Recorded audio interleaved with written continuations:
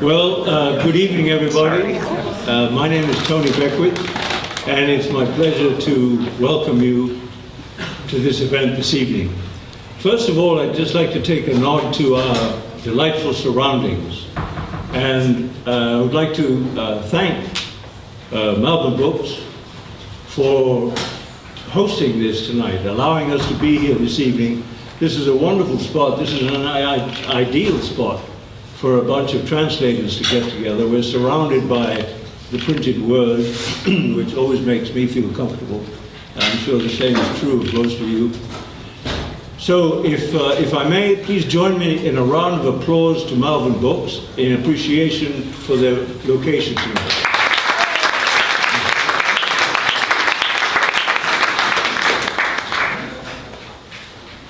I'd also like to thank the hard-working volunteers who put together the snacks table over there and made all that part happen.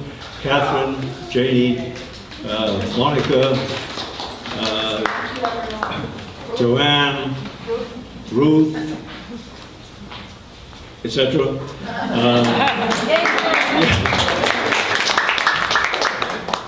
And I'd also like to acknowledge our literary group's guru, our inspiration, our mentor, and our leader.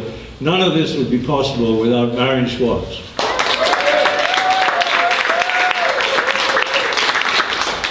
And Marion's latest translation of Anna Karenina is on the table over here. If you haven't seen it yet, please take a look later on this evening. Today is International Translators Day, as some of you may already know. It's celebrated every year on the feast of Saint Jerome, who is the patron saint of translators.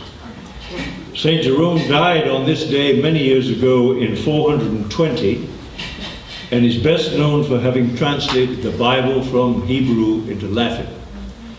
Those of us who translate these days can only imagine what it must have been like to translate with pen and vellum, with no cut and paste, no automatic search. Every time I think of those sort of things, I'm just amazed and very grateful that I'm a translator in this century and not in 420. A lot has happened since then. Welcome again on behalf of the Austin Area Translators and Interpreters Association. We are a small and vibrant group of translators and interpreters based here in Austin, but we cover most of the Central Texas area. And we have, in our group, we have several subgroups. We have what we call special interest groups, or SIGs. We love acronyms. And one of our special interest groups is called the LitSig. It's the literary group, and this is the group that has organized the reading for this evening. And quite honestly, we're in for a treat. We have a lineup of readers that I think will satisfy everybody, or at least give everybody something to think about and take home with you. So all of this has been the ado. The ado is what gets left behind when I say, without further ado, let's move on to the program of the evening. We have Jamie Gambrell, Kurt Heinzelman, and Liliana Valenzuela will take turns reading from their work and discussing what they do and how they do it. We're going to start with Kurt, and just a few words about Kurt. He is a poet, a scholar, a translator, and an editor. He is the editor-at-large of Bat City Review and former director of creative writing at the University of Texas. His latest book of poetry is Intimacies and Other Devices, and he's the translator of Jean Follain's Demarcations. These books are also on the table here, and if you haven't had a chance to take a look, please do. Kurt is going to read a smorgasbord of lyric poems from French, Spanish, German, and Turkish, He will also talk briefly about the practice of translating from languages he does not know, such as Turkish. I can't wait to hear this. Kurt is also going to be accompanied by his friend Ken, who will read the German original of one of the poems that Kurt has translated. Please join me in welcoming Kurt Heinzelman.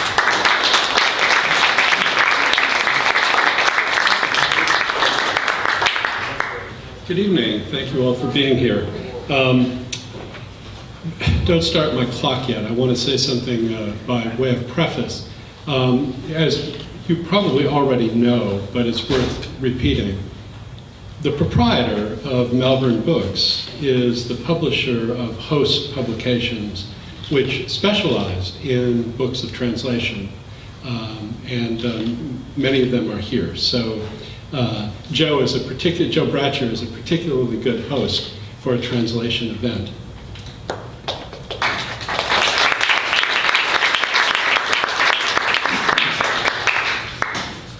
He's just walked in. All right, well, let's start. I think starting with a little German in the air is probably a good idea. So I'm going to ask my friend Ken Fontenot, himself a fine poet and translator from German, to read the poem by Heinrich Heine. This is a fairly light poem about domestic intimacy.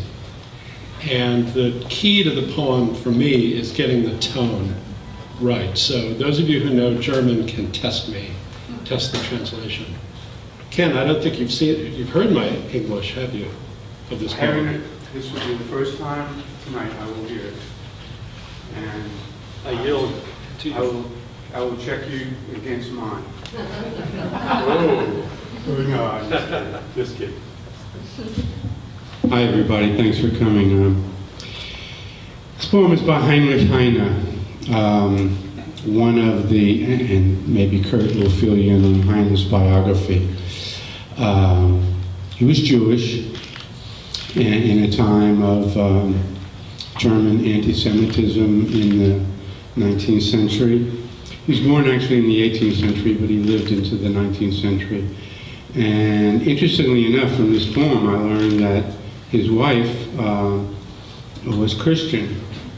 So what I'll do is just read the poem in German and let Kurt read his translation. The poem is called In der Frühe, which means early morning.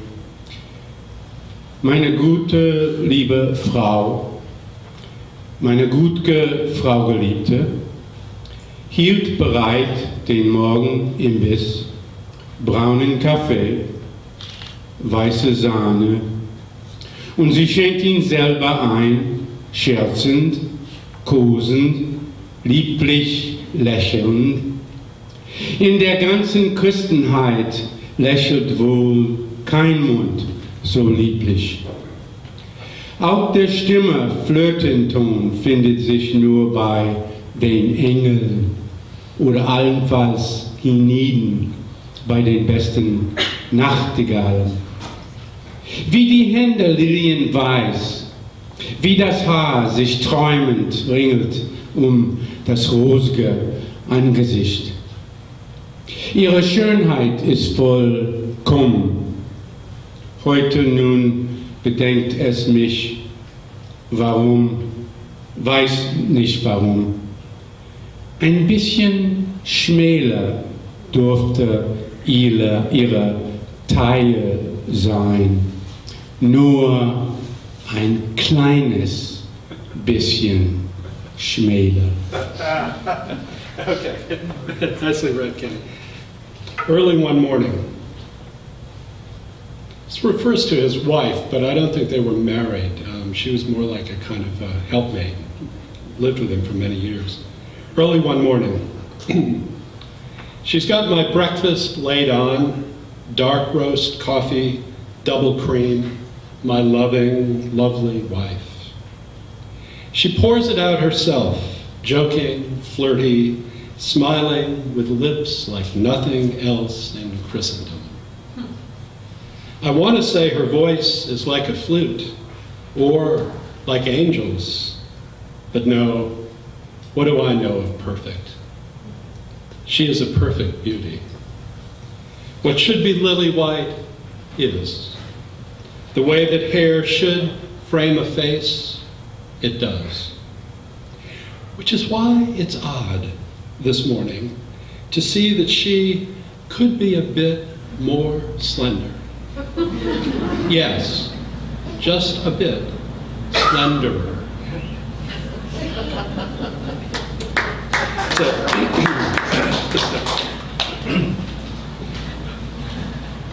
This is another one of those poems about domestic intimacy.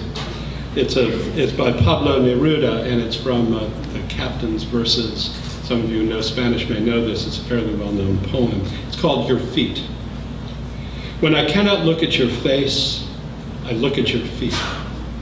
Feet of arched bone, your hard little feet. They support you, I know, the sweet weight of you that levitates on them. Your waist and your breasts, the concentric purples of your nipples, the hollows of your eyes when they've just taken flight, your wide fruit mouth and red curls, my little tower, I adore. But it's your feet I love, because of how they walked up and down on the earth and on the wind and even on water, just to find me. This next poem is also, this is French. This is from Jean Follain, whose book Demarcations I've translated for Host Publications. Follain, who died in the 60s, 1960s, writes a kind of poetry that in French is called poésie intime. Intime means intimate, but it's not about intimacies necessarily. It's about the way in which the poem should be intimately read. These poems are often very short. They're very quiet. They don't even want to be read aloud, so I'm violating their peace a little bit by reading this aloud. You'll see what I mean, that images that in most poems would go by very quickly, for Follain become profoundly significant. So this poem is called, and many of his poems are set in the past, usually around the beginning of the 20th century. This poem is called Exile. Come evening, they're listening to those old tunes, hardly gay. A face looms at a corner of the inhabited world. Roses on petal. A bell has chimed under the clouds in front of the pillars of the entryway. Wearing gray velvet, showing how his hands are lined, a seated man tells all who come, so long as I live, nobody touches my dogs, my friends. I love the way that the my friends is both an address to anybody who comes, but it's also in apposition to my dogs. The poem is virtually unpunctuated, and most of them are by him. And this is the exact opposite of Jean Follain. This is by a poet named Raymond Antoine, who was the founder of the Oulipo group in France, and whose book became the screenplay for one of the great movies in French cinema, Zazie dans le métro, which many of you have probably seen. Queneau is all over the place and makes up words, and it's highly inventive and avant-garde. And this poem is called a ballade, which is a medieval form that has a refrain every stanza, and then concludes with a very fulsome address to the prince or the lord or whoever he's courting favor with. Well, Queneau does. This is both it's like the Austin Lounge Lizards, who parody country and western songs, but whose songs are also brilliant country and western songs. And I think Queneau's ballade here is kind of in in that vein of being both satiric and lovely. The literal meaning of the poem is the ballad of old proverbs, but I've jazzed it up a little bit in the title. Not that he needs much jazzing. Ballad of sayings from the days of yore. Sorry, just saw a typo. It takes all kinds to make a world. It takes palsied geezers. It takes a godzillion seconds, each thing in its place and season. Come March, there's spring, a month for plucking up what's planted. One day the year ends. Winter's here when autumn's over. A rolling stone gathers no moss. A chill wind will freeze a shorn ram's balls off. Leaves of grass shove paving stones apart. Such a load of annoyance. Each tree wears its own white shroud. The sun drags its yellowed butt along. After clear weather comes the snow. Winter's here when autumn's over. When you're old, you're no longer young. We all lose our teeth in the end. After eating well, it's good to fast. No one's contented.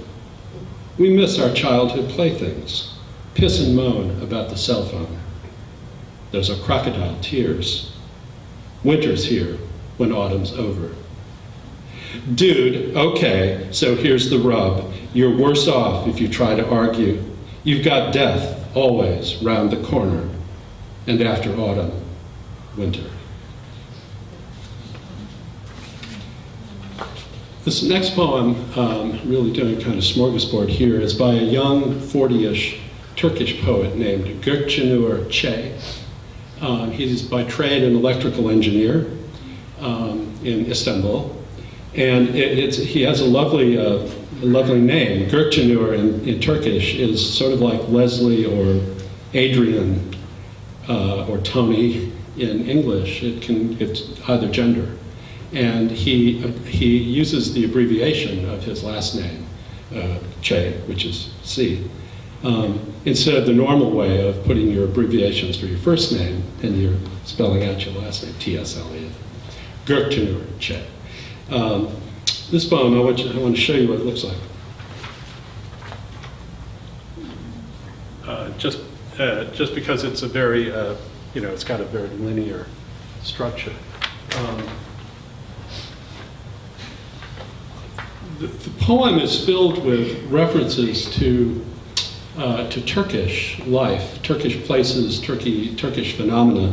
When I translated this, however, I decided that it made more sense to substitute some of those Turkish references with more global references. And I think in the context of the poem, Gökçenur would not be dissatisfied with those substitutions. So the poem is called Death Thinks the Night Sky is Scabbed Over Wounds. Death runs a shop in the Grand Bazaar on Festular Street. Death thinks using foreign words from time to time very cool. Death tries to hide the existence of stripeless zebras from everyone else.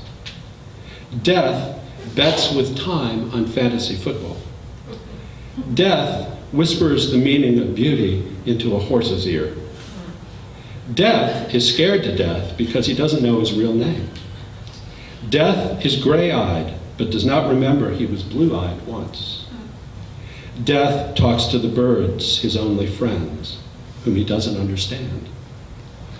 Death likes the little whore in the Jardin des Plantes more than the one in the Tuileries. Death dreams of cashing in his term life and retiring on Social Security. Death learns something, yellow firefly that he is, from everyone he touches. Death does not relish the idea of settling down in the country. Death says to his neighbor, I saw your father. He sends his love. Death keeps a diary, one without dates. Death donates overcoats of forgetfulness to the relatives of the dead. Death can't sleep if he doesn't drink every night. He prefers old granddad to Jack Daniels. Death is a creature of habit. and brushes his teeth with salt. Death works at a job he doesn't like. Death collects picture postcards of Corfe Castle. Death mistakes the stars for scabs. Death is angry with God, but faithfully recites 3 Kaluvah and 1 Fatiha before sleeping. Death underlines his favorite passages. Death gets angriest when people ask, "Why me?" Death is no longer ashamed to cry. Death lives among us and is just getting by, just like us. Yeah, good. Let me finish then with a poem by one of my favorite poets, Jorge Luis Borges, who's often called by his family George, since they were bilingual. This is one of the few poems of his that is overtly personal. It's one of the reasons I like it. It's also about his life as a librarian. And I worked in a library for a while, so I like it also for that reason. The poem is called, in Spanish, a poem of the gifts. The word gifts in Spanish, dones. But the poem is alluding to the parable of the talents in the Bible. And so, although all the translators of Borges translate the poem of the gifts, I think it sort of misses the English point that the gifts are really the talents, which is what talents means in the original. So I'm calling the poem of the talents. In the poem, Borges laments the fact that he is finally made director of the National Library of Argentina once he's gone blind. And the double irony is that the man he replaced, a man named Paul Grusak, was himself blind and director of the Argentinian Library, so that's kind of double irony. So, poem of the talents. With immaculate irony, God gave me books and night in a single stroke. Let no one belittle as self-pity or reproach this declaration of His Majesty. To these lightless eyes, He bequeathed dominion over this city of books, though they can read only in the libraries of dream, senseless paragraphs yielding by dawn light fanciful understanding.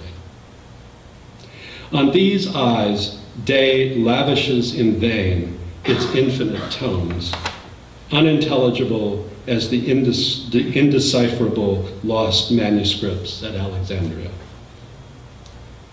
A king, in a Greek story, perished of hunger and thirst by garden and fountainside. Aimless, I walk the high and vaulted, endless galleries of this blind library. It's the only time in the poem he uses the word blind, and refers to the library. Saecula of Occident and Orient, atlases, dynasties, symbols, encyclopedias, and cosmogonies salute me uselessly from these walls. With a slow stick tapping at my own dark, I search out hollows of half-light, I who took paradise to be the principal shelf mark for library. Something not wholly definable as chance arranges such affairs. Other late afternoons, others there were who received books with their darkness.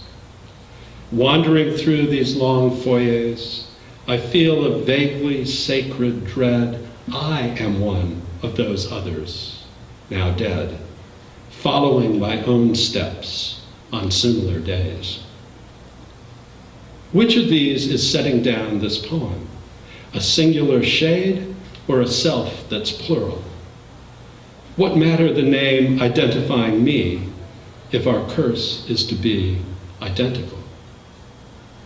Grusak or Borges, I gaze now upon this mutable, dear world that fades away into a pale and formless ashy gray, which feels like sleep or oblivion.